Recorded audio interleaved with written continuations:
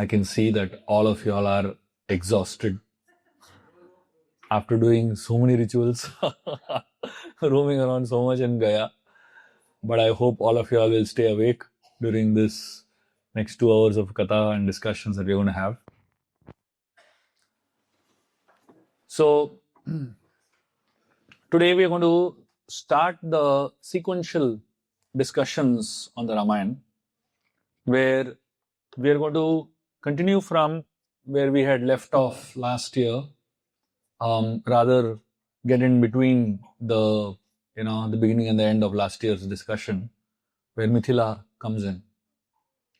And it is very, very fortunate that we are in this juncture of the yatra, that we are actually going to go in the same direction in which Lord Ram and Lakshman traversed. And while we are, in our journey towards Mithila, we are just going to embark on the same discussion. Practically, it's kind of going parallel to the narrative of the Ram. So we are going to be practically going in the same direction and in the same journey as Lord Ram. So today what we'll be covering will practically be bringing us to that particular spot on which the journey of Ramayana continues, when we actually reach Janakpur the day after tomorrow. So hopefully that is the way in which things will happen. So this section of the Ramayana, as I mentioned, is called Balakand, and I had mentioned yesterday about the various reasons why it is called Balakand. And there is another very interesting way of looking at this particular section of the Ramayana. The sequence of the Ramayana is like this. Valmiki Muni, the Ramayana begins with Valmiki asking Narad Muni a question. So Narad Muni first narrates the qualities of Lord Ram. So Valmiki asks Narad Muni, who is that one person who has all these qualities in completeness? He makes a list of about 24 qualities. And then Narad Muni says that one person who has all these qualities is Lord Ram. And then Narad Muni goes on to narrate the entire Ramayana in 100 verses. 108 verses. So these 100, roughly, approximately this number of verses is what is called as the Moola Ramayana. There is something called Moola Ramayana. So Moola Ramayana means in the entire 24,000 verses of Ramayana, which eventually Valmiki writes, Narad Muni narrates it to him in 100 verses. So that 100 verses that Narad Muni speaks is called Moola Ramayana. It is considered to be the seed from which the tree of Ramayana grows. So Narad Muni is Valmiki's guru. So he explains the entire Ramayana in essence to Valmiki in 100 verses. And then Valmiki goes on to expand those 100 verses into 24,000 verses, which we have access to as the complete Ramayana. So after Narad Muni explains the 100 verses to Valmiki, then Valmiki goes to the forest and he comes across these crowncha birds and he utters a curse, and which eventually becomes a verse. And then Brahmaji comes and blesses him and gives him the instruction to write the Ramayana. And then Valmiki writes the Ramayana. And after Valmiki writes the Ramayana, he narrates the Ramayana to Lava and Kush. They hear the Ramayana and they go around and propagating the Ramayana. So the Ramayana that we hear is Lava Kush narration, actually. So after Lava Kush while Lava Kush are narrating the Ramayana in the court, then the Valmiki Ramayana goes into the details of Ramayana. So that's the whole thing. So last time when we went on a yatra to Ayodhya, we saw the section up to the birth of Lord Ram. Lord Ram takes birth in Ayodhya, and Dasharatha Maharaj is so happy, so excited, so grateful that Ram is born in his life. And then Dasharatha Maharaj declares a lot of celebration in Ayodhya. And after Dasharatha Maharaj declares all the celebration goes on for 1 year duration. And then Ram, Lakshman, Bharat and Shatrugna, they start growing up slowly. Now, this is where we are starting the journey. But the interesting thing is that from the time Ram is born, there are a series of verses that describe the birth of Lord Ram and the celebration that happened after Ram is born. And then it talks, there are some verses that talk about how Ram and Lakshman are inseparable. And then it talks about how Dasharatha Maharaj sent Ram and Lakshman to Gurukul, to Vashishta Muni, for them to undergo education. And then, so from the birth of Lord Ram till the education of Lord Ram, the entire thing gets covered in about 10 verses in the Valmiki Ramayana. Then a verse comes in the Valmiki Ramayana where Dasharatha Maharaj is contemplating looking at Ram and Lakshman. So Ram and Lakshman are practicing archery, and Dasharatha Maharaj is in his palace, and from the window of his palace he is able to see Ram at a distance. For parents, their children are everything, isn't it? So they keep looking at the children grow up, they keep looking at the children do some amazing things. So Ram Lakshman, when they are growing up, and Dasharatha Maharaj is observing Ram and Lakshman grow up, when he is looking at Ram, he suddenly has a thought in his mind. So Dasharatha Maharaj he just observes Ram and he has a thought in his mind. It's amazing what a thought Dasharatha Maharaj has in his mind when he looks at Ram. The thought that Dasharatha Maharaj has in his mind is, he thinks, Ram is now grown up. I think it is time for me to find a suitable match for Ram. Just now he is born. And suddenly Dasharatha Maharaj is thinking of getting him married. Just now he has come back from school, from education, from Vashishta. So practically the entire narration of the childhood of Lord Ram is completed in 10 verses. Literally, 10 verses over. The childhood of Lord Ram is finished. So if the childhood of Lord Ram is finished in 10 verses, why is Valmiki calling this section Balakand? It doesn't make any sense, isn't it? It doesn't make any sense. Out of probably about 4,000 or 5,000 verses that are there in the Balakand, there are only 10 verses that are about the Bala of Lord Ram. Why would Valmiki call an entire section Balakand just for 10 verses? Because if you actually study the Ramayana, each Kand is named according to places mostly, or according to events. Like for example, Ayodhya Kand is called Ayodhya Kand because it talks about all the big Kand that happened in Ayodhya. They are called Ayodhya Kand. Makes sense. The third section is called Aranya Kand because it's about the entire forest journey of Lord Ram. Makes sense. The fourth section is called Kishkinda Kand because it's about the entire episode in Kishkinda. It still makes sense. Sundar Kand is a special name because of Hanumanji and because of so many other beautiful things that happen in Sundar Kand. We'll come to that when we are in Hampi. And the Yuddha Kand, it makes sense because it is about the fight. The most prominent aspect is the fight in Yuddha Kand. But the Bala Kand, it doesn't make any sense calling it Balakand because it's only 10 verses. It is not the most prominent aspect of Balakand. Yuddha Kand we can still understand because practically 3/4 of Yuddha Kand is about the fight. Every single section of the Ramayana we can understand why it is named like that because of the prominence of events and places. But Balakand is a confusing Kand because it doesn't stick to the style or it doesn't stick to the protocol that Valmiki has followed throughout the Ramayana.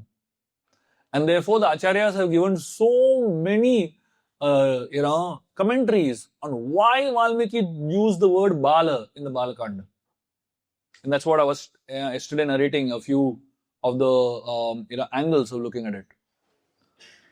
But for us, the way we should look at it prominently is that the Balakand is about our childhood in devotion. We are all kids in devotion, isn't it? We may think we are senior devotees, but we're actually kids. We're actually small children in front of great Vaishnavas, great sadhus, in front of the Supreme Lord. We're all children, isn't it? And the amazing thing is that when we actually come to the path of bhakti, we are in the initial phases of coming to the path of bhakti, we are actually so humble. We're actually so submissive. And we actually learn so much in that first 1-2 years of we coming to Krishna consciousness. And then after 2 years, we grow up.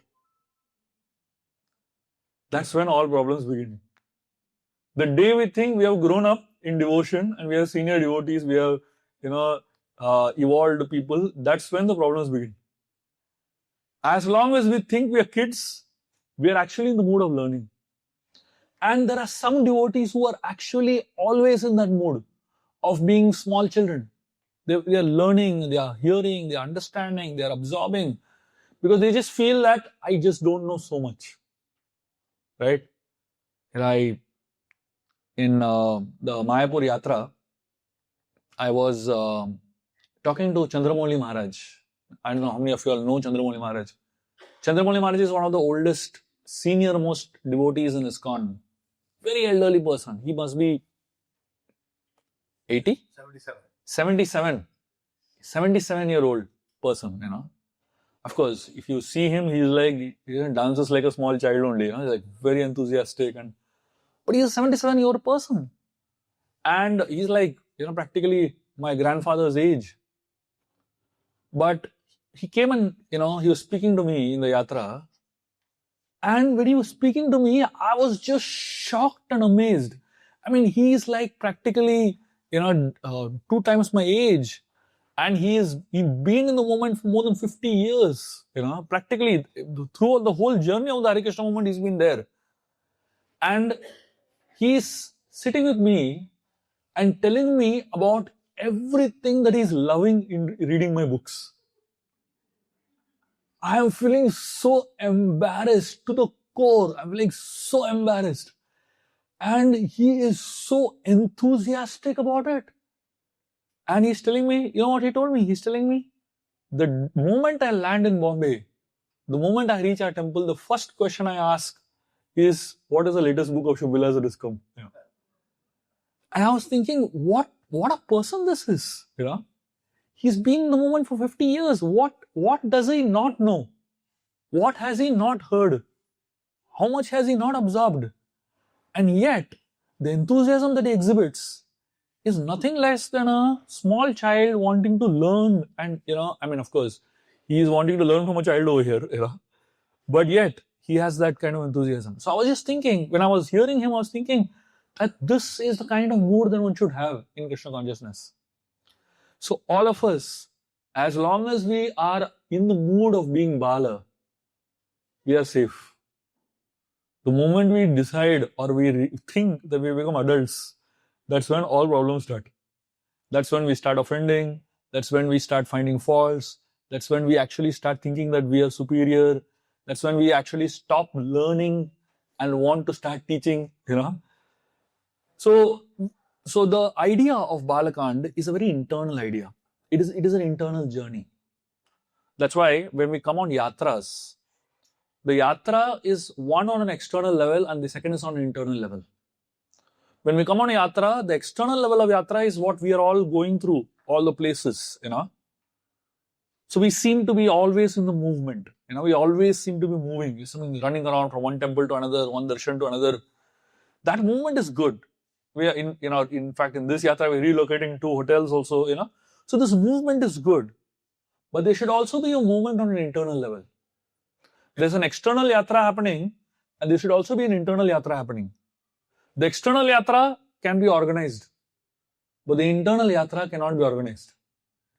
The most amazing thing is that all of us, we're all on an internal yatra, but I can bet you, half of y'all, your internal yatra is unorganized, highly chaotic, and highly spaced out, to say the least.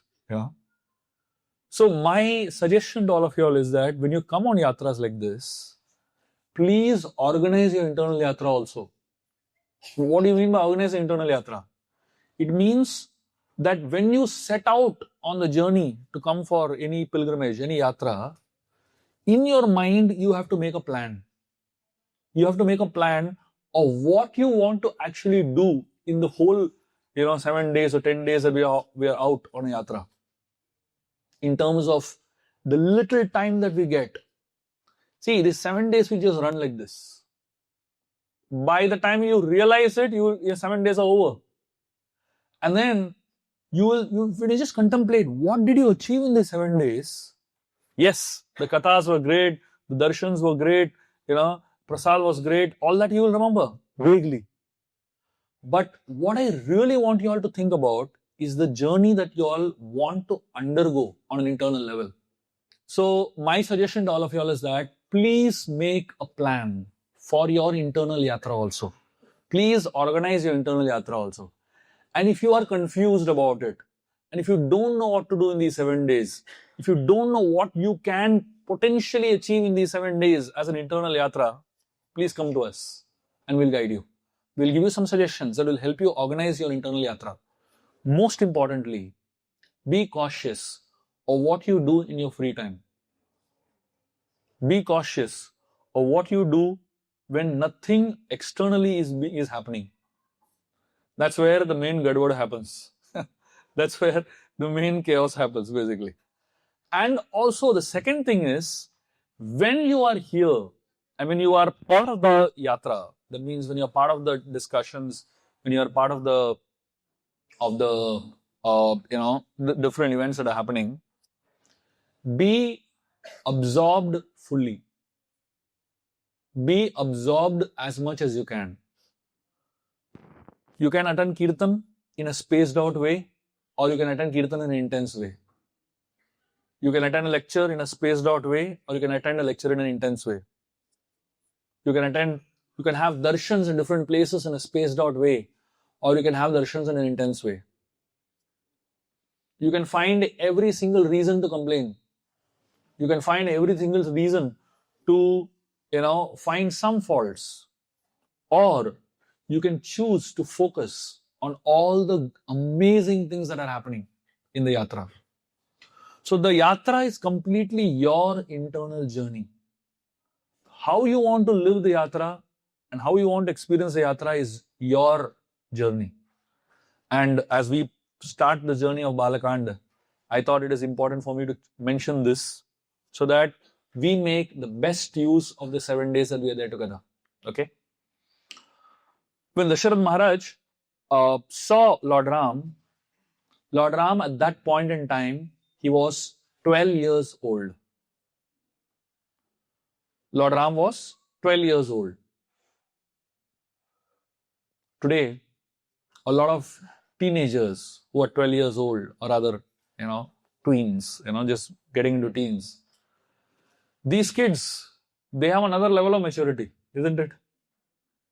But their maturity is not based on wisdom, it is based on information. They have a little more information because of ChatGPT, because of Instagram, because of whatever social media they're used to. They just are a little more information. And because they have a little more information, they think they are too smart. They're actually kids only. They're still kids only, mentally. But because they have a lot of information, they suddenly think they've become adults. But in the past, in Treta Yuga, a 12-year-old child is not a 12-year-old child. They're actually adults. Because they used to mature much faster. Maturity is not simply in terms of age and the physical development. Maturity is more from the point of view of mental development. A lot of y'all are parents, but mentally you're still kids. Many of y'all. And I interact with so many parents and they are like, they have no idea what they're doing with the children. Because they themselves are kids mentally. And they deal with the kids also, in a very immature way. So when Dasharatha Maharaj is looking at Lord Ram and thinking, I should get him married, Don't be surprised. This is not about child marriages. The idea here is that Dasharatha Maharaj is seeing that this person is actually very evolved. He may seem to be having the body of a child, but actually this person is very mature in his gravity, in his mindset, in the way he has evolved as a person. And therefore, the scriptures talk about different types of old age. And the scriptures talk about something known as Jnana Vriddha. Jnana Vriddha means this person is old in knowledge. That means he has got so much knowledge in little time.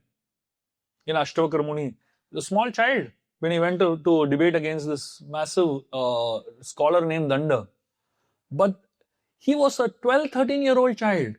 But Ashtavakra Muni had more knowledge than that mature adult who was, probably in his 60s. So some people just mature much faster. And they have to be given that due credit. So here, in the Balkanda of the Ramayana, we find Dasharatha Maharaj is looking at Ram and gets a desire to marry Lord Ram because he understands this person is an evolved personality. In the Ramayana, the idea of anyone getting some thoughts is not taken lightly, which means whatever thoughts come in the mind of great souls like Dasharatha Maharaj, it's not coincidental. It is the will of the Lord, it is the plan of the Lord. It depends on who gets the thoughts. And we also get a lot of thoughts, isn't it? But please don't take many of your thoughts seriously. Most of our thoughts are negative thoughts, random thoughts, unnecessary thoughts, and absolutely chaotic thoughts, very confused type of thoughts. Don't take all your thoughts seriously. But whenever these evolved personalities get thoughts, their thoughts have a lot of power in them. And their thoughts are based on some realities, basically. So when Dasharatha had this thought, he never ever thought that his thought or desire will be fulfilled like this. Dasharatha just had the thought, I want to get Ram married. And the moment he had the thought, the very next moment, Vishwamitra Muni appeared in his palace. And Vishwamitra Muni is the one who eventually gets Ram and Sita married. So now you may ask, how come Dasharatha had the thought that time only? Did he knew Vishwamitra Muni is going to come? Did he knew Vishwamitra Muni is going to, get Sita and Ram married? Did he know that, the plan of Sita and Ram's marriage is going to start happening now? He had no idea. He just had a thought. And that's how the Paramatma works. That's how the Paramatma functions. The Paramatma is seated in all our hearts. And the Paramatma who is sitting in our hearts suddenly throws a thought. And especially when we get spiritual thoughts, we should learn not to neglect them or avoid them. Many years back, when I just began to start writing, I used to get crazy levels of thoughts. I used to get really mad levels of thoughts. And I used to always wonder, what do I do with all these thoughts, I started writing them down. In the middle of my japa, I used to get so many ideas, basically. I didn't know what to do with all these ideas. And I didn't have a way of filtering these ideas. I didn't have a way of using these ideas, But these ideas used to come in plenty. So that time, my mentor, Govind Prabhu, he told me that why don't you start writing? And I had no idea about writing in my life. In my whole school, whole college, and my entire career working, I've never ever written anything in my life.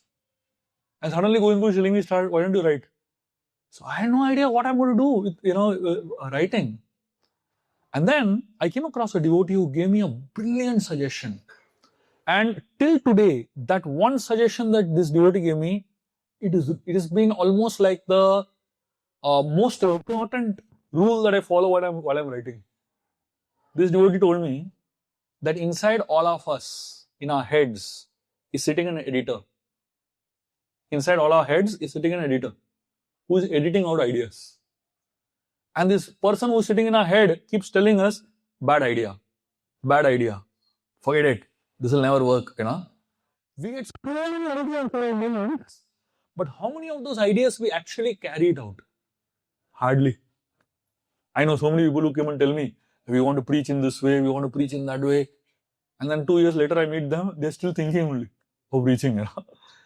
So many of us have these ideas, but we almost always neglect these ideas, we edit these ideas. And this devotee told me, don't edit any of your ideas. Don't allow that internal editor to edit your ideas. Just listen to your, the Paramatma trying to speak to you through these ideas. And then I said, okay, let me try. And then I began to use all these crazy ideas I was getting in writing my books. And I tell you, some of the ideas that I thought were really bad, I thought I want to cut them out. But I somehow listened to this devotee's advice and I wrote it. Many people came and told me those words were the best words that I ever read in my life.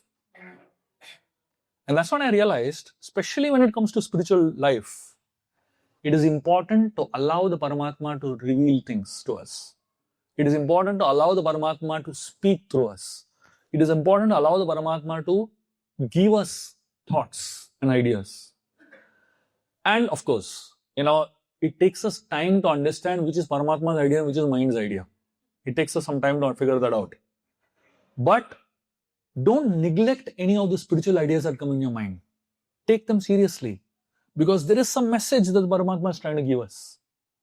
And especially if a particular idea strikes you and you very strongly feel it, and you feel that this is Paramatma speaking to me, in my experience, that idea comes 3 times. Again and again. And it comes in different ways. So if you hear the same idea coming again and again to you, take that seriously. It probably could be the Paramatma speaking. So here Dasharatha Maharaj had an idea, just thought that I want to get Ram married. He never knew what this idea was about. And he never knew how he got this idea also. And as soon as he got this idea, a guard comes running in and tells Dasharatha Maharaj, there is a very angry and very dangerous sage who has come outside the palace. And I don't know how to deal with him. Interestingly, Vishwamitra, who was the person who was going to get Ram married to Sita, who was the person who was going to fulfill Dasharatha's desire, was initially considered to be a disturbance. Vishwamitra was considered to be a disturbance by this guard. So sometimes what actually is an opportunity seems to be a calamity, seems to be a problem, seems to be a disturbance. But it requires a lot of maturity to understand what is a calamity and what is an opportunity. Dasharatha Maharaj, the moment he heard this guard was freaked out. Because Vishwamitra is not an ordinary, not an easy person to deal with. We're going to spend a lot of time with Vishwamitra Muni in the next 7 days. And you'll realize by the end of 7 days that Vishwamitra Muni is not at all an easy person to deal with. And naturally this guard, first time he's dealing with, Vishwamitra Muni. In our temple, we had a devotee. He passed away in Nepal. So I'm remembering him so much in the last few days. So we had a devotee named Gaur Krishna Bhu, my very close friend. And this devotee, he was, such an intense person. Every single person in our ashram had a fight with him. There is not a single person he has not had fights with. And because he would just speak blunt, he would just speak straight on the face. He would not filter his words and he will not, be diplomatic. Just straight, bindas. And obviously everybody felt that, he's like such a disturbance, creating such a chaos, And fortunately, both of us got along very well with each other. But we also used to have a lot of fights. We used to all have a lot of difference of opinion. But over a period of time, I understood this person is not difficult. He's just different. When you think somebody is difficult, they're actually not difficult. They're just different. A lot of relationships can get saved if you simply understand people are not difficult, they're just different. You expect everybody to behave like you, but not everybody is going to behave like you. Vishwamitra Muni was different. He was a very different person. And you will see, over a period of time, as we hear the story of Vishwamitra, you'll realize he is a completely different sage. Nothing like him you would have ever come across in your life. As we go through the analysis of Vishwamitra's life. So Dasharatha Maharaj, when he saw Vishwamitra Muni, when he heard from this guard, the guard didn't even tell him the name of the sage. He only said, there's an angry sage who has come outside. Dasharatha Maharaj immediately decided to go out to figure out who this sage is. And Dasharatha Maharaj, he asked this guard, who is he? And the guard immediately said, this is Vishwamitra. And the moment Dasharatha heard the word Vishwamitra, he got shocked. He immediately stood up. Not only Dasharatha stood up, Vashishta also stood up. Vashishta is the guru of the kingdom. Vashishta and Vishwamitra's story is like Tom and Jerry. The original Tom and Jerry story in the scriptures is Vashishta Vishwamitra's story. Literally, they are enemies. They were trying to kill each other. That level of enmity they had. So imagine Vashishta hearing Vishwamitra's come. You can imagine how much his heartbeat would have increased. Suddenly, full intensity. But Vashishta also stood up. And all the ministers of Dasharatha Maharaj, 8 ministers, all of them stood up. And this guard, he's thinking, why is everybody standing up? The king also standing up. That's when the guard realized, I was not dealing with some ordinary sage. This person must be the most exalted sage in the world. Many times, when we look at people and make perceptions, it is our way of analyzing a person based on externals. Who a person is, we will never know. Unless we know about the greatness of that person, the qualities of that person. Based on external behavior, if you judge somebody, you are going to mess up. You are going to always offend. This devotee that I was talking about, Gaurakrishna Prabhu, at the age of 21, when he joined the ashram, this was like 15, 20 years before. At the age of 21, when he joined the ashram, he had by that time earned almost 3-4 crores. He was working in London. At the age of 21, college dropout, never completed his formal education. But a wizard, with his phone, he could operate all the computers in our temple. This was 20 years back. And the kind of technology that he used to understand and set up, unbelievable intelligence. The dresses that you see of Radha Gopinath in our temple, all of you all would have had darshan of Radha Gopinath deities, right? If you have seen the dresses of Radha Gopinath 15 years before, and you see the dresses of Radha Gopinath today, you'll find the difference. 15-20 years before, when Radha Gopinath deities, the dresses used to be developed, very simple, very, very ordinary, dresses. But today, if you look at the standard of dresses that Radha Gopinath is wearing, it is because of Gaurakrishna Prabhu. This one person revolutionized the entire sense of aesthetics in Radha Gopinath temple. The sense, the quality of the dresses, the color combinations, every single dress went to another level only. And this person had no artistic background. He's a technical guy. He's a computer guy. And yet he came and did. So when we judged him externally, looking at his behavior and looking at his weirdness, we offended him quite a bit. We used to consider him to be a strange person and disturbance to everybody.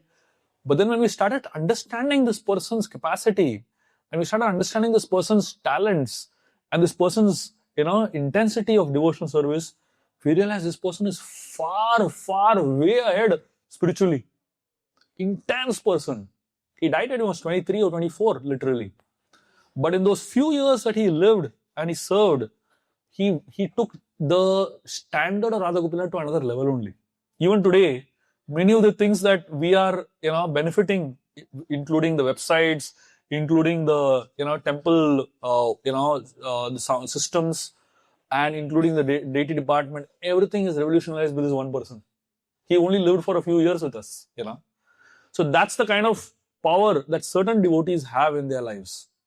So this guard only saw Vishwamitra Muni without even understanding. He only saw this fellow as an angry person and he judged him. And only when everybody stood up, this guard realized, I made a big mistake. The entire court went out to receive Vishwamitra Muni. And the guard, he stood very far away, realizing that I don't think I can handle this situation anymore. He stood very far away. And Dasharatha Maharaj himself went and received Vishwamitra Muni. Dasharatha Maharaj, as soon as he saw Vishwamitra Muni, he welcomed him and he offered him a seat, a very respectable seat. And he expressed his joy to Vishwamitra Muni. And to express his joy to Vishwamitra Muni, he tells him that, my dear sage, seeing you, I am experiencing the same joy that someone would get on getting the nectar of immortality. Suppose somebody serves you, Amrit, the celestial nectar, which will make you eternal. How happy you will be. So Dasharatha Maharaj is saying, that's how happy I am feeling in seeing you. And he says, just like the joy that a farmer would feel when the first rain comes after a prolonged period of drought, that's the joy I'm feeling in seeing you. And Dasharatha Maharaj said, the joy that someone would feel after regaining a lost treasure. Suppose you have lost your mobile phone. And after many hours of searching, you find it. How happy you will become. That's how happy Dasharatha Maharaj. Nowadays, treasure means that only we can talk about, the most important treasure that people feel. I was seeing yesterday, after everyone came from Bodh Gaya, Shamara were distributing mobile phones here.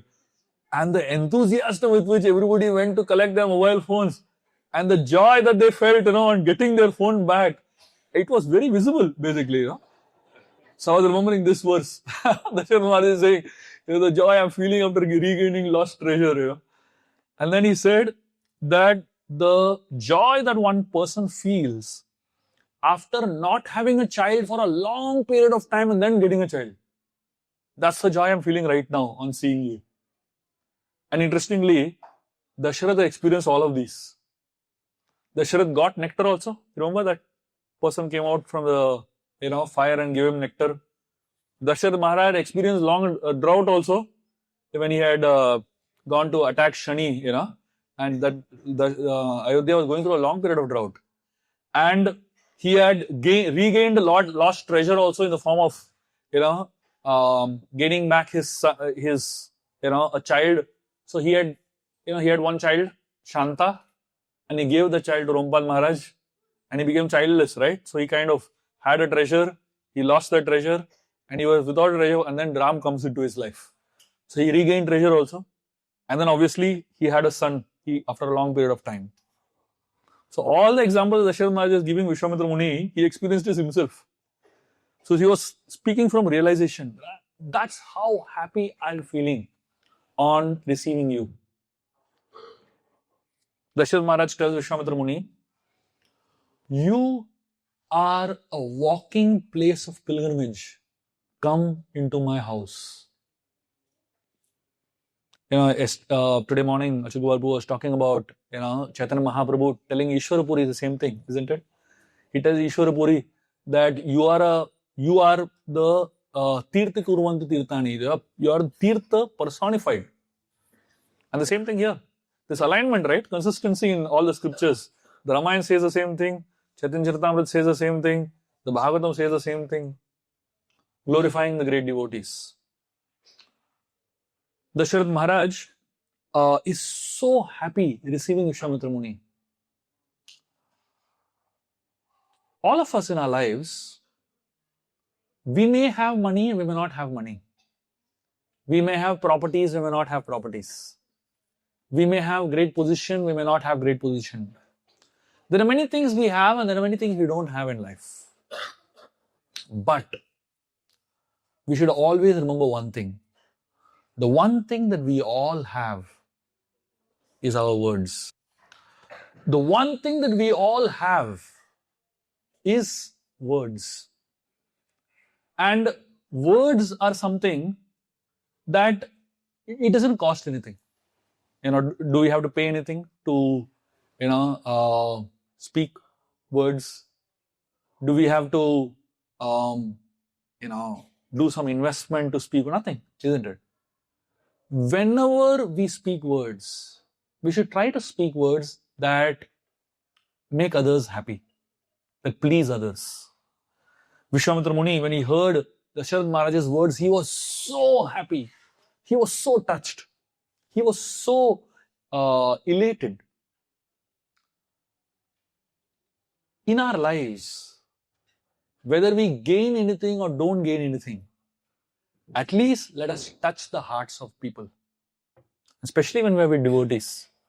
We should try our best to speak words that touch hearts. If you spend some time with Radhanath Maharaj, you'll understand what this means actually. He is one person who knows exactly how to touch people's hearts. He will say exactly what it takes to make you happy. And it's not that he's doing it artificially. He's genuinely doing it out of, concern, affection, and great love. And that is what will enhance our relationships with devotees. Simply try doing this. Every day, speak something nice and genuine to one person in your life. And you'll find a massive difference in 30 days. Speak something genuine, heartfelt, something really touching to at least one person every day for 30 days.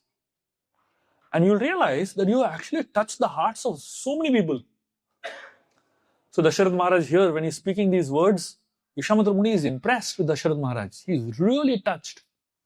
And then Vishwamitra Muni asks Dasharatha Maharaj two questions. Vishwamitra Muni does not ask Dasharatha Maharaj, how are you? Great sages don't waste time asking such stupid, irrelevant, and useless questions. Like, how are you? How can one be in the material world? You will be miserable only, isn't it? There's nothing, nothing. I mean, it's a fact. Every single person in this world is miserable in some way or the other. You ask someone, how are you? They'll say, I'm fine, but they're actually not fine. So out of courtesy, somebody is asking and they don't mean anything. And the fellow are replying, they also don't mean anything.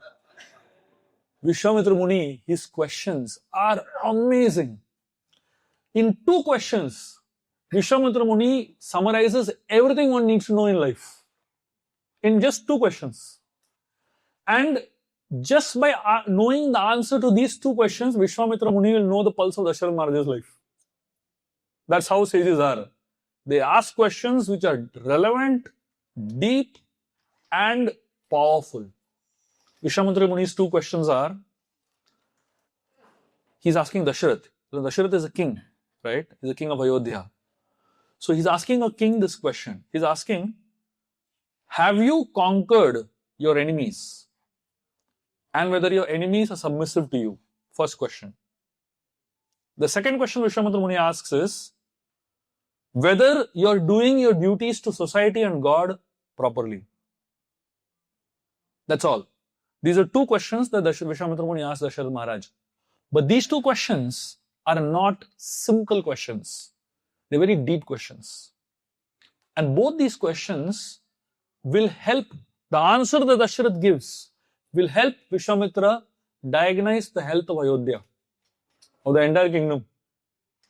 The first question, He's asking whether Dasharatha has conquered his enemies and whether his enemies are submissive to him. Dasharatha, Vishwamitra Muni here is asking about two types of enemies. There are external enemies of the kingdom and there are internal enemies of the king. The external enemies of the kingdom are, neighboring kingdoms and, so many other foes that could be there.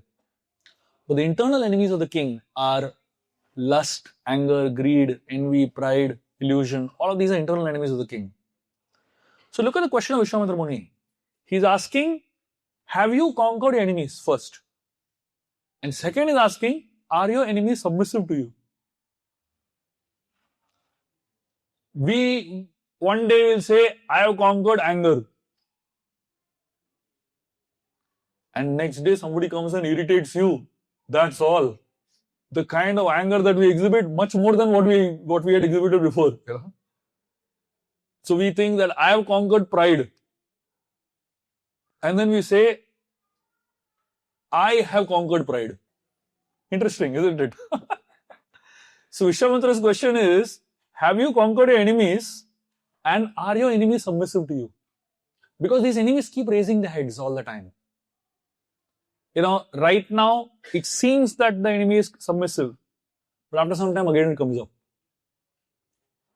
So it is not just enough to conquer all these anarthas once. The fight against these enemies is a constant fight. The fight against these anarthas is a constant fight. As long as we have this body and the mind, these enemies are going to keep coming up. How do you ensure that these enemies remain submissive? The answer to this particular question is in Vishwamitra Muni's second question. What is Vishwamitra Muni's second question? He's asking whether you're doing your duties towards society and God properly. So if you are doing your duties towards society and God properly, only then these enemies will remain submissive. Enemies will remain under your control. So if Dasharatha says yes to both the questions, first question, whether you conquer your enemies and are your enemies submissive to you? Yes. And second question, whether you're doing your duties to God and society properly? Yes. Then Vishwamitra Muni understands that Ayodhya is in safe hands. Ayodhya, the kingdom of Ayodhya is doing very well, is prosperous. Any kingdom where the king is following these two things, that kingdom will be prosperous. Any kingdom where the head, the top person in that country, in that kingdom, is following these two principles, you will see that country flourishing like anything. In all our lives, I'm sure we would all experienced a little bit, of this in different ways in our own lives, isn't it? This discussion is relevant on a macro level and a micro level. It is relevant to a king of a country, the head of a government, and is also relevant to a family, to a small unit, one family, right? So if both these questions are answered by any family, the head of the family, you should understand that the family is going to prosper. If these two questions are answered, in any country, you understand the country is going to prosper. Fortunately, today, if you ask the head of our country today, these two questions will definitely be yes, isn't it? And therefore, you will see the last 10 years, how much India has progressed. Rapidly. So many levels of progress, isn't it? Simply because there's one person on top who can say yes to both these questions. I don't know how long that will remain.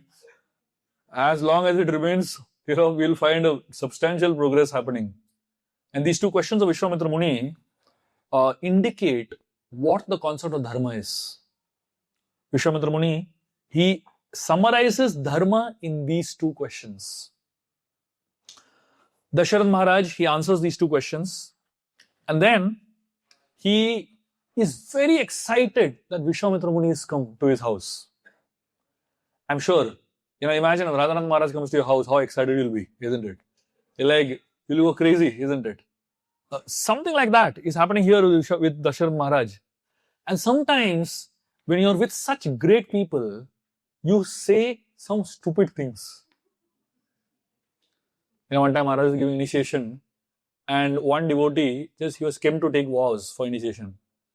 And he came and said, Maharaj, repeated all the vows, and he said, Maharaj, I vow to follow, to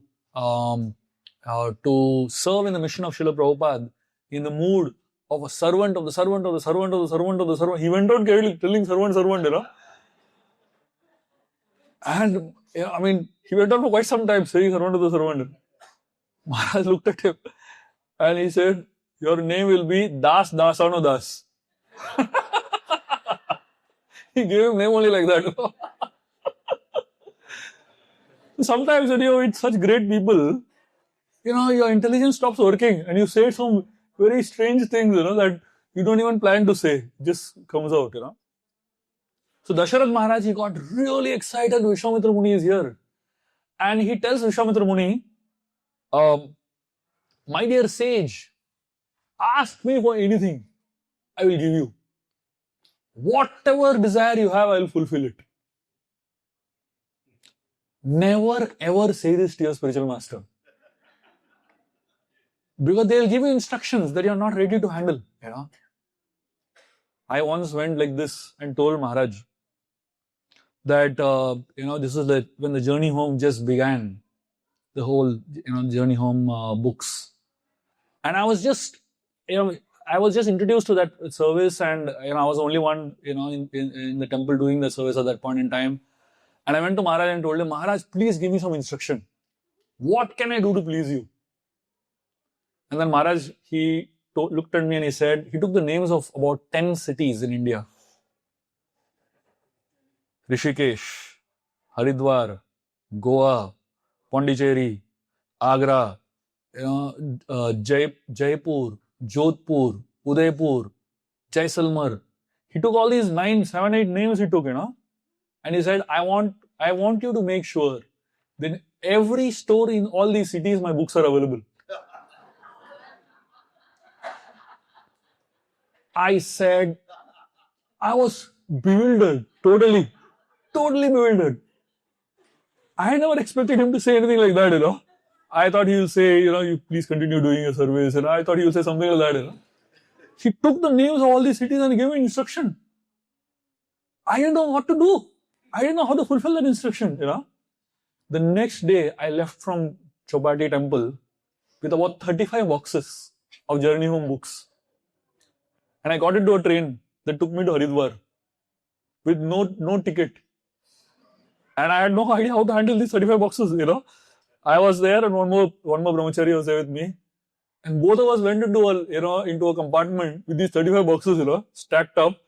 We blocked the whole toilet, with these 35 boxes. And people were like screaming at us and yelling at us. We had no idea what to do with 35 boxes. We had to go. And literally for 1 month, I was on the road. I landed at Haridwar, at Rishikesh, at 1 o'clock in the night. This is like January or something like that. Freezing cold with 35 boxes. And I had no idea how to handle these 35 boxes at 1 o'clock in the night. Nobody was around. Somehow I got a hand cart and I put these 35 boxes in this hand cart. I was pushing this hand cart on Lakshman Jula. I don't know if any of you have gone to Rishikesh, So much wind, cold wind blowing. And 35 boxes I'm pushing. And I was wondering, why the hell did I tell Maharaj that, And for the next 1 month, every single day I was thinking, why did I go and, give this very strange, stupid, words in front of Maharaj? Obviously, after that, I've been very careful. Because he gives also instructions like that, impossible instructions. So Dasharatha Maharaj here is promising Vishwamitra Muni, ask for anything, I will fulfill, He got carried away in his enthusiasm to please Vishwamitra Muni. So now Dasharatha has spoken words.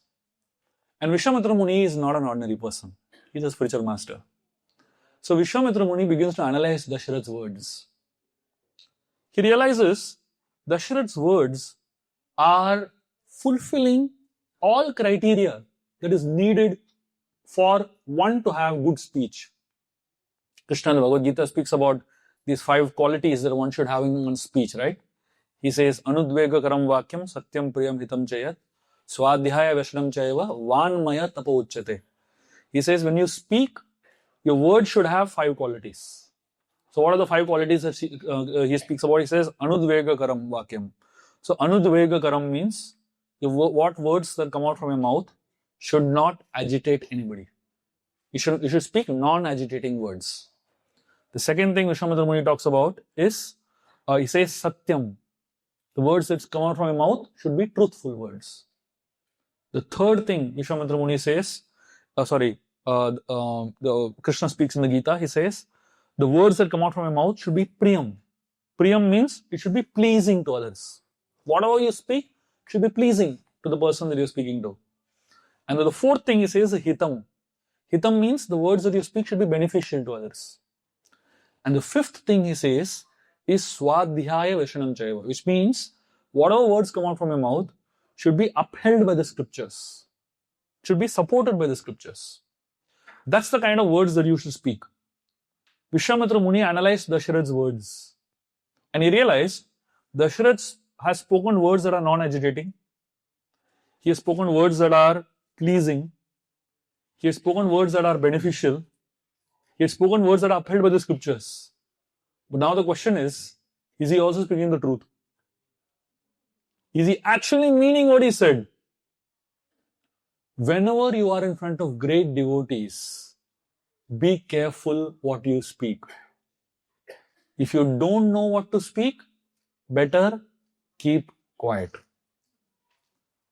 Better keep quiet. It's okay if you don't speak anything. They will understand.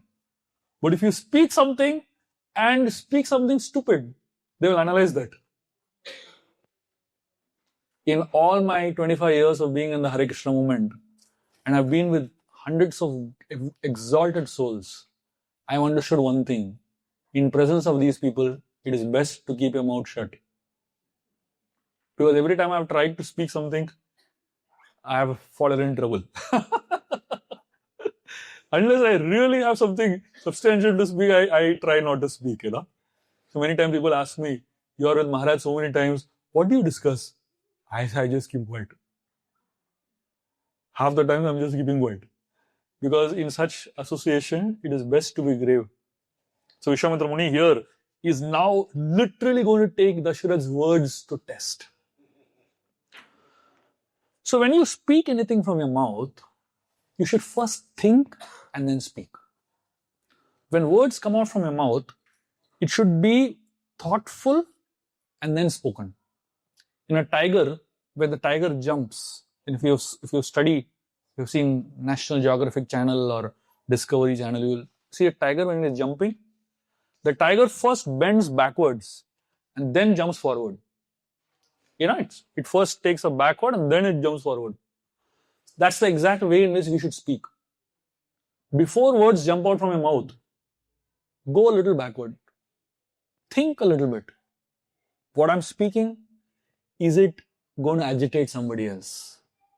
Is it pleasing to somebody? Is it going to be beneficial to someone? Is it truthful?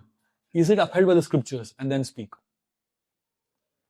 The more you progress in your spiritual journey, the more your words should be weighed before speaking.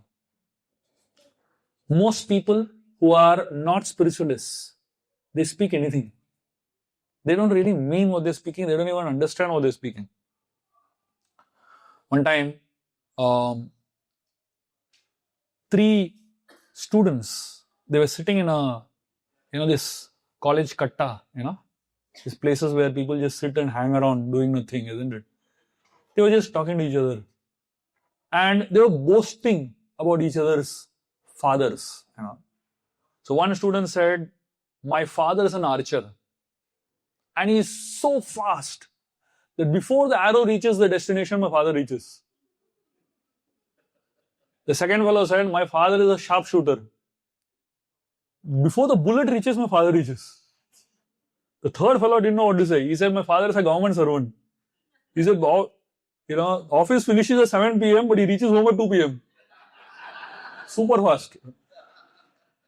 So many times when we speak things without thinking, it sounds also stupid. And it shows how shallow you are. As you grow in your spiritual life, as you grow in your spiritual journey, every word that comes out from your mouth should be deep, meaningful, worth it. Srila Prabhupada probably is one of the most recorded people in the world, history of the world. The most recorded person. In 12 years, every single thing he spoke, every lecture he spoke was recorded. Every conversation he had was recorded. Every morning walk was recorded. Everything he spoke was recorded. Imagine if you are going to be recorded like that. I don't know what all will come out in those recordings, isn't it? Because we don't really speak meaningful things. But even today, 50 years later, Srila Prabhupada's recordings, if you listen to them, you can listen to all of them. Room conversations, morning walks, every single one of those conversations and words that come out from his mouth is really deep stuff. So, if you really want to understand how much you have progressed in your spiritual life, check the quality of your speech. You'll understand. Doodh ka doodh, pani ka pani. Evolved people, the words that come out from their mouth have a lot of stuff, a lot of depth. Because for us to speak something that has depth, we have to have first digested it, isn't it? So Vishwamitra Muni now is wanting to test Dasharatha Maharaj. Vishwamitra starts speaking to Dasharath and explains to him the situation in which he is. The word Vishwamitra means, Vishwa means the world, and Mitra means the friend of the world. So Vishwamitra is a friend of the world. And being a friend of the world, what does he do? He does things for the welfare of the world, right? That's what the life of sages is. If you study the scriptures, everything that the sages do is for others' benefit. They don't do it for themselves. They do it for the benefit of other people. So Vishwamitra Muni, he is wanting to perform a sacrifice. And this is a very elaborate sacrifice which is for the welfare of society. And Vishwamitra Muni, he has to take 2 vows in order to complete the sacrifice. The 2 vows that Vishwamitra Muni has to take in order to complete the sacrifice, first is a vow of silence. He has to remain silent for 7 days and 7 nights. That's the first vow that he has to take. And the second vow that Vishwamitra Muni has to take is a vow of abstinence from anger.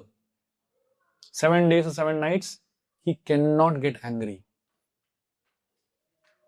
Maybe all of us should try to take some vows for 7 days, something like this. Imagine taking a vow of being silent for 7 days. Wow. And imagine the vow of not getting angry and agitated for 7 days, especially in places like Gaya and all these places when you're moving around. So many reasons to get agitated, isn't it? So this is a sacrifice in one sense. Vishwamitra Muni is doing a fire sacrifice, but it's a greater sacrifice to do this, taking vows like this. So when you come out on yatras, when you set out on yatra, take some vow like this. I will not speak things that disturb others. I take a vow that I'll not speak things that are offensive in nature. I take a vow that I'll try to speak words that are, very, very spiritual and uplifting in nature. So these are kind of vows that we can take. And these vows are not going to be easy. But these are the vows that are called sacrifices in the scriptures. So Vishwamitra Muni has taken these 2 vows. And taking these 2 vows, he's performing the sacrifice.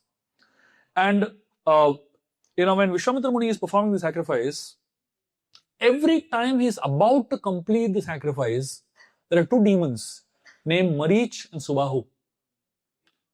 They wait for the sacrifice to reach a peak and then they come and destroy it.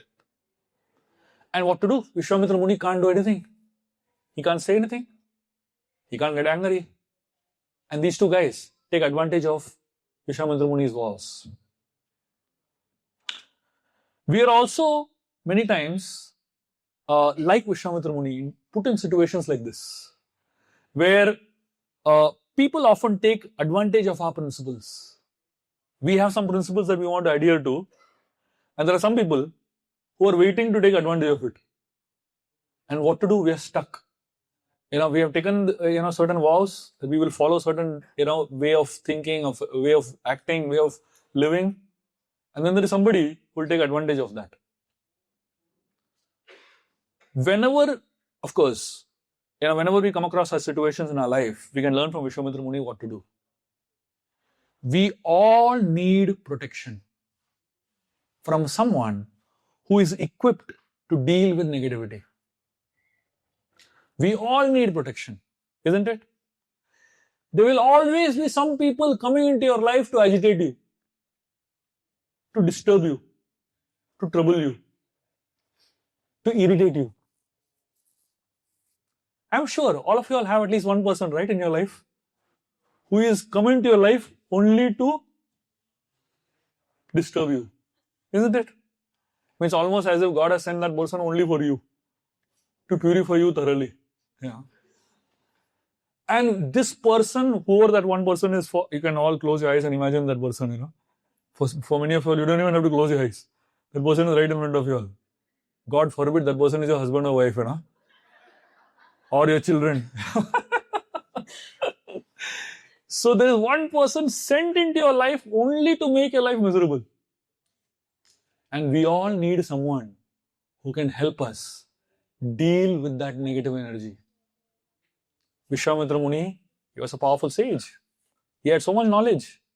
But many times in psychology we are taught, when you are in trouble, your knowledge doesn't help you. You can give advice to 100 people. But when it comes to you, yourself, you can't give advice to yourself. That advice doesn't work for you. You need somebody else. So Vishwamitra Muni realized, I may be powerful. He had so many mantras. So he had so many powers. He could have destroyed Marich Subhahu easily. He could have chanted one Hunkar mantra and they would have all died. But he stuck with the vow. And therefore he realized, I need somebody from outside to help me. We all have to find that one Ram in our life who can help us when Marich and Subhahu attack us. Who that Marich and Subhahu in your life, you figure out. But when you know Marich and Subhahu is going to attack you, please take shelter of that Ram in your life. Because that Ram will help you deal with this, irritating, difficult Marich Subhahus that are there in your life. So Vishwamitra Muni comes and he tells Dasharatha Maharaj that I have this problem. And I want you to send your son Ram with me to protect my sacrifice and to help me complete the sacrifice. Dasharatha Maharaj, when he hears this, he collapses. He completely collapses. Dasharatha Maharaj, at this point, he feels like once a blind man, a person was blind first, then he suddenly got eyes, and then again he became blind. Now imagine, a person was blind from birth, suddenly he gets eyes in between, then he again becomes blind. Dasharatha Maharaj is feeling like that. He didn't have a son for a long period of time, and then finally he got a son, and now this person is taking the son away from him. He is so pained, so much disturbed. Dasharatha Maharaj thinks, this person is Vishwamitra. And now Dasharatha Maharaj interprets the word Vishwamitra differently. Vishwa Amitra. Enemy of the world. So far, Dasharatha Maharaj is saying this is Vishwamitra. He is a friend of the world. Now he is saying this is not a friend of the world. He is the enemy. He is the enemy of my world. There is the world and my world, right? So he may be a friend of the world, but he is the enemy of my world. So Dasharatha Maharaj is saying this is not right. And he started cursing himself. He said, why did I take that vow? Why did I tell him I'll do anything for you? So Dasharatha Maharaj, he realizes that I need to do something to change this decision of Vishwamitra Muni or this desire of Vishwamitra Muni. Dasharatha Maharaj tells Vishwamitra Muni that, my dear sage, Ram is not even 16 years old. So Dasharatha Maharaj, when he says that Ram is not even 16 years old, many commentators who comment on the Ramayana, they mistakenly mention the age of Ram here as 16. Because they don't realize what Dasharatha is saying or why he is saying it like that. The reason Dasharatha is saying Ram is not even 16 is because in those days, 16 was the age at which you could go to fight legally. So a person who is Kshatriya is allowed to go to battle officially when that person turns 16. So when Dasharatha is saying he is not even 16, doesn't mean Ram is 16 or 15. Actually, Ram's age is 12. But if you don't understand this perspective and you read those verse translations of Ramayana, you will think Ram is 16 by this time. But he is not. He is 12. And then Dasharatha Maharaj tells Vishwamitra Muni, Ram is Rajiva Lochana. Rajiva Lochana means what? Rajiva is one of the names of the sun. And the word Rajiva Lochana means Ram's eyes are like the petals of a lotus flower that closes during sunset.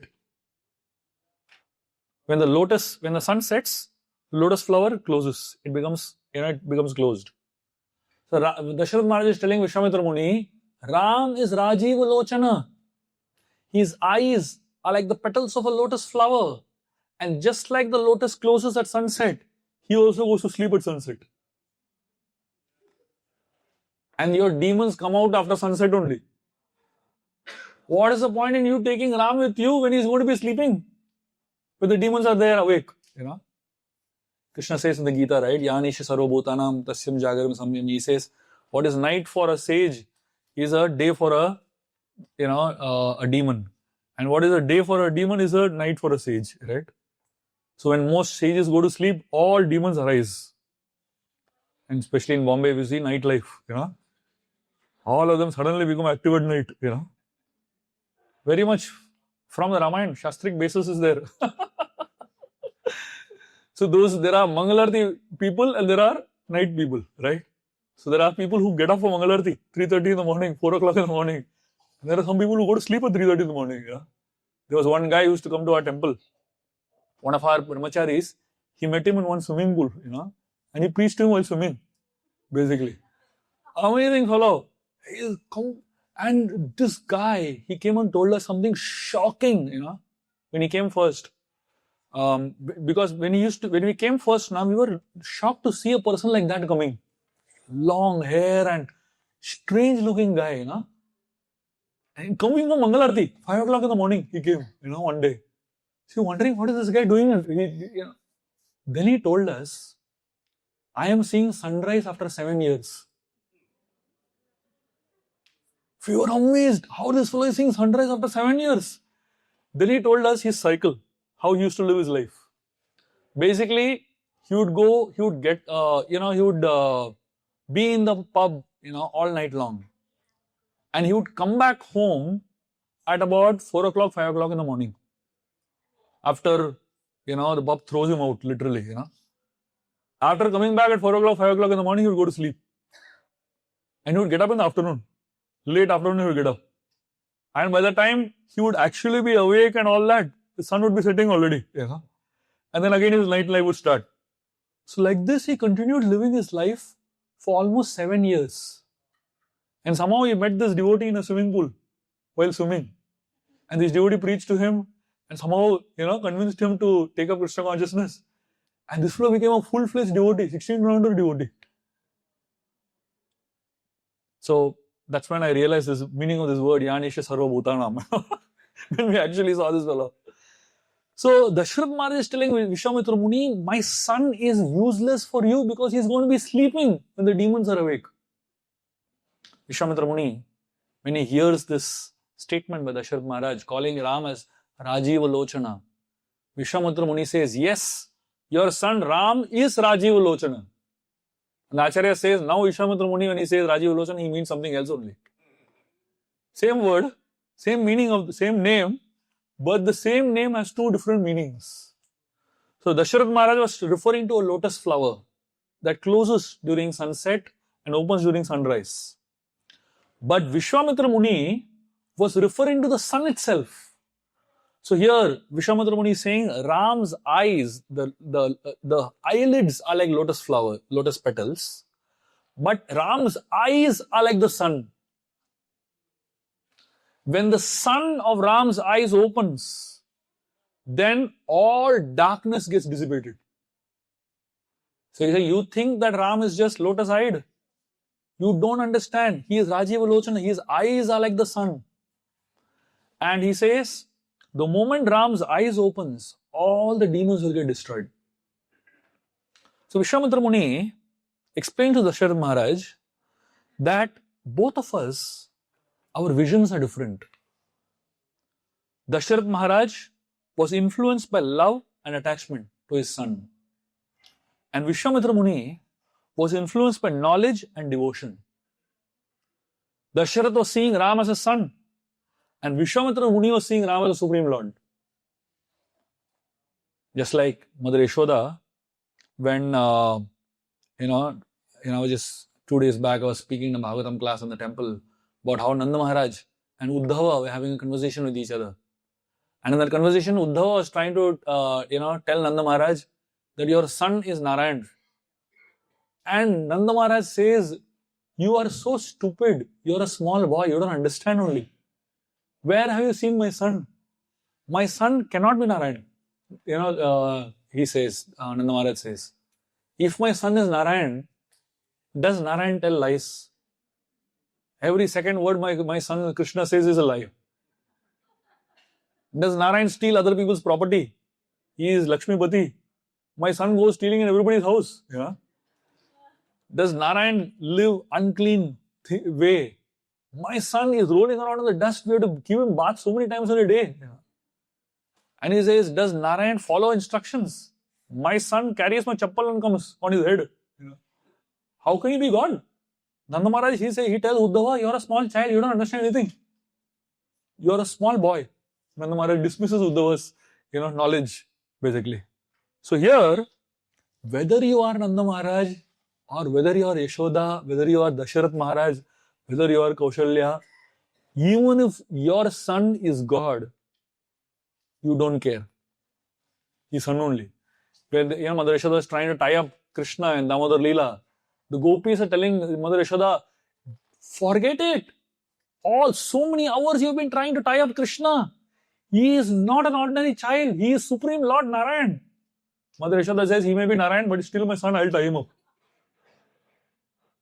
That's the kind of way they look at it, So Dasharatha Maharaj is just so influenced by love and attachment for his son. And Vishwamitra Muni is looking at it from the point of view of knowledge. Dasharatha Maharaj tells Vishwamitra Muni, forget my son. Let him be here in Ayodhya. I will come with my whole army and destroy Madhi Subhava and all the demons. Vishwamitra Muni says, I don't want your whole army. I only want one Ram. Spiritual life is all about quality versus quantity. In the material world, quantity is very important. Dasharatha is saying, I'll get my whole army with me, Vishwamitra Muni is saying, I don't need your whole army. I only want one Ram. It's like that, example that we give in Journey of Self-Discovery. If you have a checkbook and you put these zeros, all that we have in our life are like these big zeros. Our bank balance is 1 0. Our, jewelry that we have is another big zero. Our properties are another big zero. Our family and friends another big zero. Our education is another big zero. We have so many zeros in our life. Until we add that one Ram, one Krishna in our life right in the beginning, all that is useless, isn't it? So Dasharatha Maharaj is telling Vishwamitra Muni, please take me. I'll come with my whole army. I am an experienced person. I have fought wars for the gods. Vishwamitra Muni is saying, I don't want you. I don't want you with all your experience. I only want the inexperienced Ram. So, Dasharatha Maharaj, he is very, very scared. He's scared because That's the nature of love. The nature of love is that you want to protect the person that you love. You want to, keep the person that you love very safe. But Dasharath grossly underestimated the power of his son. Attachment makes you undervalue people. Many parents, they stop the children from achieving, their dreams. Why? Because they want their children to have a safe path. That's why in India, you first do engineering, then figure out what to do in life. Isn't it? It's a very strange thing. Do whatever you want, but first do engineering. That's the kind of mindset that we all have, So we want somehow to stop your children. So basically, parents stop the children from pursuing dreams by making them choose a path of less risk. When you make your children choose the path of less risk, you are taking the biggest risk of having an unsatisfied child. There cannot be a bigger risk than that. When parents allow the children to choose the path that they want, even if it seems a little risky, but it should be calculated risk, obviously. It should not be stupid risks, You can't say, I want to become a YouTuber without any idea what it means, what kind of effort it takes, So you need to have a plan, which is a very clear plan. And when you find children having that kind of clear plan, let them go ahead, take some risks in life. So here Dasharath Maharaj, he owned a diamond, but he didn't know its value. Vishwamitra Muni, he was a teacher. And a teacher could see the hidden talent in his student. He could see an unpolished diamond in Ram. Dasharath Maharaj, his vision was material. But Vishwamitra Muni, his vision was spiritual. So Vishwamitra Muni is trying to tell Dasharath Maharaj, take some risk. Send Ram with me. Dasharath Maharaj is like, no, I can't send Ram. What if something goes wrong? He is my son. He is the apple of my eye. I can't take any risk. After so many years I got him. Now I can't take any risk. There's a very beautiful verse in the Niti Shastra that conveys this in a very interesting way. And I found this verse to be very beautiful and very apt, very relevant to this section. So this verse says, Gamyate edi mrigendra mandire, labhyate kari kapola mauktikam, jambukshare gatam cha prapyate, vatsapucha khara charma khandam. It says, Gamyate edi mrigendra mandire. Gamyate means if you walk into the abode of a lion. Mriga Indra. Mriga Indra means king of animals, which is lion. Mandire. Sanskrit is such a beautiful language, right? It's calling the cave of a lion Mandir. It says, Gamyate Mrigendra Mandire. If you just walk into the cave of a lion, obviously, if you walk into the cave of a lion, a good chance you may not come back alive. Hey, just go and walk into hi. You can't just go to say hi to a lion, isn't it? So it says, Labhyate kari kapola mauktikam. It says, if you go into the abode of a lion, there is a lot of risk. You are literally risking your life. But if you manage to go there, you might find something very rare and very, very valuable. It says, Kari kapola mauktikam. So kapola, it refers to a particular type of jewel. So, the elephant, 1 in a million elephants, has a diamond inside its skull. Very, very rare diamond. It is said 1 in several thousands and thousands of male elephants develops that skull within their head. Develops that special diamond within their head. These lions keep killing elephants. And when they kill elephant, if they find this diamond in the head of the elephant, they will lift it and get it to their cave.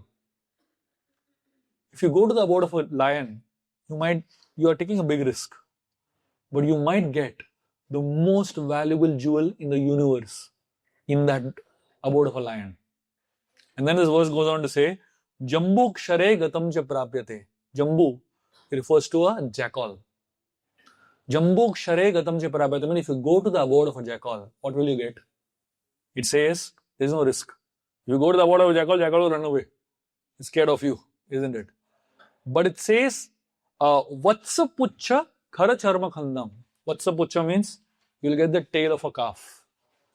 Khara charma, skin of a donkey. Well, that's what jackal's capacity is. It only can handle this much amount of, that too, it steals from other people. Not even his own hunt, So you get nothing, no risk, nothing valuable you'll get. With a lion, lot of risk, but a great chance you'll get something valuable. When people come to the Hare Krishna movement, there's a lot of risk. You might lose your hair. You might lose a lot of habits.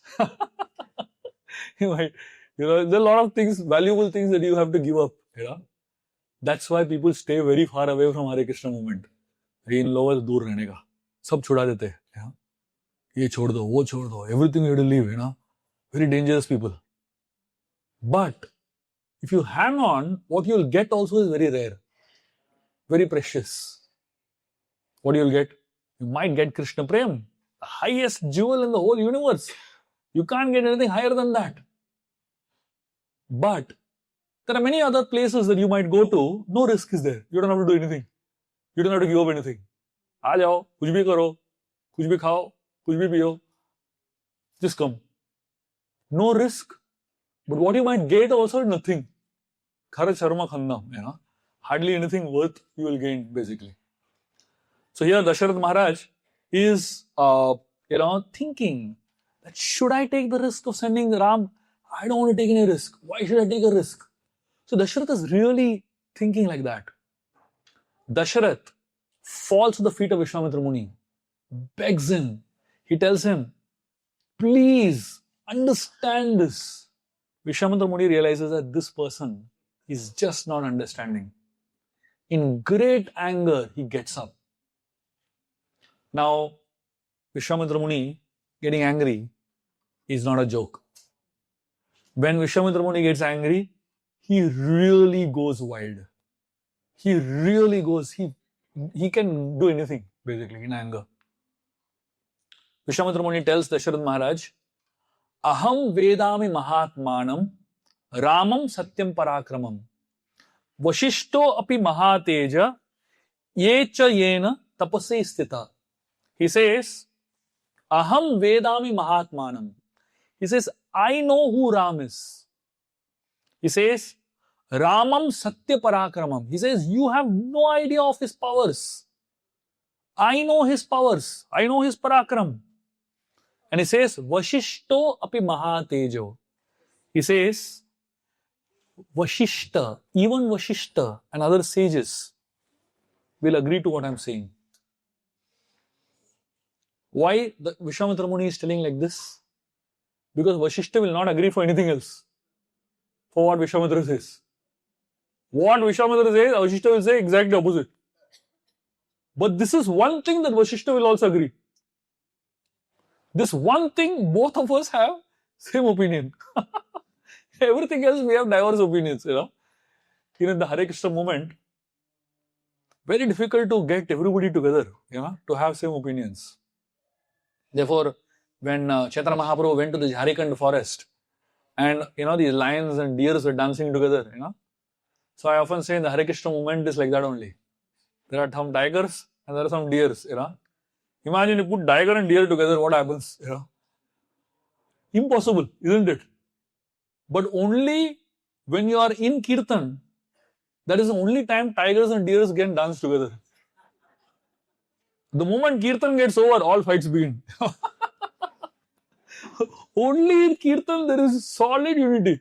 No one has diverse opinion on it, So Vishwamitra Muni is telling Dasharatha Maharaj here, this is one thing Vashishta will also agree, that Ram is Satya Parakrama. He is, Aham, so he says, Ram is powerful. Dasharatha Maharaj is thinking, how does Vishwamitra know about my son? He has not even seen my son. So I have been living with my son for 12 years.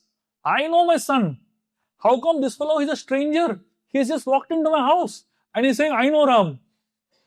Dasharatha Maharaj is thinking, how come he is so confident about my son? And I myself don't know my son so much, So Dasharatha, he was sitting on a throne. And because Dasharatha is sitting on a throne and he has a crown on his head, and Ram is his successor, so he has to protect his successor. But for Vishwamitra Muni, he is not sitting on a throne. He is sitting at the feet of God. He is sitting at the lotus feet of the Supreme Lord. And because he is sitting on the feet of the Lord, on his head he doesn't have a crown. He has a jata on his head. He has a matted hair on his head. And because he has a jata on his head, and he is seated at the feet of the Lord, he understands that Ram is his goal to achieve. So for Dasharatha, Ram is a successor that he has to protect. But for Vishwamitra Muni, Ram is a goal that he has to achieve. So Vishwamitra Muni, he is telling Dasharatha Maharaj that you think your son is born from your wife's womb, but actually the entire universe is in his womb. You think Ram is born from Kaushalya? Actually, the whole universe is inside Ram, isn't it? The entire universe is inside him. So Vishwamitra Muni tells Dasharatha Maharaj, ask Vashishta. This one thing he will not disagree. And then Vishwamitra Muni, when he realizes that Dasharatha Maharaj is just not understanding, he gets up and he walks away. And while walking away, he's telling Dasharatha Maharaj, he says, you be happy with your family. And he's going. See, when somebody says the same thing in different tones, it means different things. Vishwamitra Muni here in great anger is saying, you be happy with your family, and he's going. It simply means he's actually going to curse now. Next. He's just, he's just losing himself completely. So many times when we look at people's words, we don't understand the intention with which words are spoken. Don't just analyze people's words. If Dasharatha Maharaj only analyzes Vishwamitra's words, you be happy with your family, he'll be happy. Or a blessed. He will not understand. If he is not intuitive, or rather if he is not observant, don't just study people's words. Understand their language, body language. The body conveys a lot, isn't it? Gestures, body language conveys a lot. That's why it is so dangerous to have discussions in an impersonal situation. So many divorces happening simply by WhatsApp. So many divorces. I'm not just saying like that. This is a fact. Hundreds of divorces across the world happening simply because of WhatsApp. Because you can't understand words. You understand, the gestures, the mood, the emotions behind what the person is saying. Imagine Vishwamitra Muni sent Dasharatha Maharaj a WhatsApp message. You be happy with your family. Dasharatha Maharaj said, wow, Vishwamitra Muni has blessed me. He's saying you be happy with your family. I'm so happy. Luckily Vishwamitra Muni is standing over there. And Dasharatha could see his expression on his face. He doesn't actually mean that. So Vishwamitra Muni, when he was walking away, at that time Vashishta gets up. He realizes these two guys, they're going to mess up royally. If I don't do anything, intervene in between, the two of them are going to royally mess up. Vashishta gets up and he tells Dasharatha Maharaj about the glory of his dynasty, the Ikshvaku dynasty in which Dasharatha Maharaj is in. And he says, because you're born in such a great heritage, you have a great responsibility also. And he tells him that, so why does Vasishtha not get up till now? So far he was playing it safe. Vishwamitra walked in, Vasishtha said, let me not open my mouth, he will go to another direction only, He said, let me just keep quiet. Vasishtha was quietly watching this whole thing. But when he realized his disciple is not going to handle it properly, he's not handling it properly, he realized, now I have to step in. Now his role as a spiritual master, he is going to implement. So Vasishtha tells Dasharatha Maharaj, just like so many streams flow into a river and the river flows into the ocean, similarly, Ram has to flow from the river of Ayodhya into the vast ocean of Vishwamitra's knowledge. Vasishtha tells Dasharatha Maharaj, don't be an impulsive father, be a reflective father. Impulsive fathers, impulsive parents, act based on attachments, act based on impulse. This is not right, that's it. But they don't understand that behind what is there in the future of your child, you have to also have a reflection. So Vasishtha is telling Dasharatha Maharaj, don't just be impulsive. Understand and reflect on whom you're dealing with. You're not dealing with an ordinary person. Vishwamitra Muni is an extraordinary person. So sometimes one's attachment can prevent the growth of people that you love. And great people, they're born to achieve great things. And nothing great can be achieved without great sacrifice. So Vasishtha tells Dasharatha Maharaj, you think Ram is safe in Ayodhya and that's why you want him to be here? But I can assure you, Ram is safer with Vishwamitra Muni than in Ayodhya. With the entire army of Ayodhya, he cannot be as safe as he is with Vishwamitra Muni alone. And then Vasishtha tells Dasharatha Maharaj that Vishwamitra Muni has such powerful mantras, such powerful missiles that no one in the entire universe has. And if Ram goes with Vishwamitra Muni, it's break. So Vishwamitra Muni, Vasishtha is telling Dasharatha Maharaj that Vishwamitra Muni has so many powerful mantras. He has the Bala and Atibala mantras. These Bala and Atibala mantras are such powerful mantras that they can practically grant a person everything that one aspires for. So then Dasharatha Maharaj, when he sees all this, then he understands that it's a better thing to let go. So Dasharatha Maharaj finally he agrees to let go of Ram, and he is mentally now preparing to let go. So in this whole discussion, it's a very interesting discussion. And in this entire discussion, we find three personalities: Dasharatha Maharaj, Vishwamitra Muni, and Vasishtha. Dasharatha and Vishwamitra Muni have been conversing for quite some time, and their conversation not going in a good direction, And then Vasishtha comes in and intervenes, becomes a mediator. So the interesting thing about Vishwamitra Muni and Dasharatha Maharaj is that both of them were right and wrong simultaneously. Vishwamitra Muni is right because he had the best intentions, but he had bad communication. When you're telling somebody something, there's a way of telling, right? When you want to give somebody bad news, you have to tell it, you have to build it up. You have to build it up, isn't it? And then slowly over a period of time, you build it up and then you give them the bad news. Then they can handle it. But if you suddenly give bad news to a person, that guy can't handle it, isn't it? Jor ka jhatka dheere se lage. When you give bad news, when you're conveying something to a person, tell it in a way that the person can handle it well. Vishwamitra Muni directly he said, I want your son. He didn't even give Dasharatha Maharaj a chance to, deal with such a massive shock, isn't it? So Vishwamitra Muni had the best intentions, but he had bad communication. Dasharatha Maharaj, he had great love for Ram, but there was great attachment, which was impeding progress. So both Dasharatha and Vishwamitra Muni were right and wrong simultaneously. And that's why Vasishtha comes in. He is a neutral mediator. He has an unbiased opinion. And more than that, he has knowledge, maturity, and the desire to help. This combination is deadly.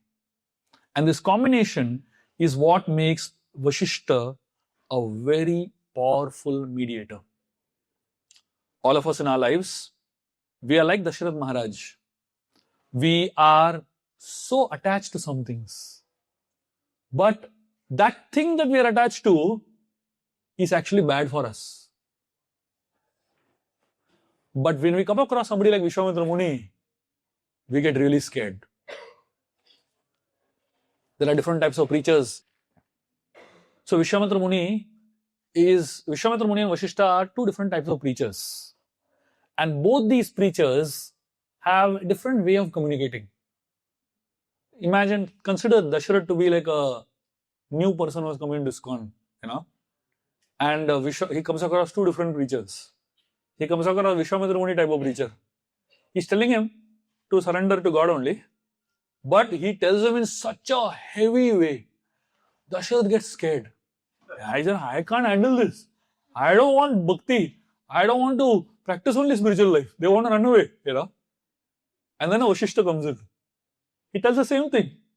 He tells, give Ram, same thing he's telling, but he's telling in a way that is palatable. He's telling in a way that Dasharatha can understand the benefit of it. Dasharatha can be able to appreciate the whole thing. Therefore, all of us, we all need to come across a Vashishta in our life to be able to practice spiritual life nicely. If you come across a Vishwamitra in your life, as the first person you come across, you run away. There are many Vishwamitras roaming around ISKCON, very angry preachers, really dangerous and absolutely waiting with a hammer to hammer us, And then there are some Vashishtas roaming around, trying to pacify all the burnt hearts, trying to pacify all the, the hearts that have gone through so much of trauma and difficulties. So we all need Vishwamitras in our life because Vishwamitras bring in intensity. Because Vishwamitra bring in a lot of intensity to spiritual practice. But we may not be ready for Vishwamitra in the beginning of our spiritual journeys. So in the beginning of spiritual journeys, we need Vashishtas to encourage us, to inspire us, and to help us jump in.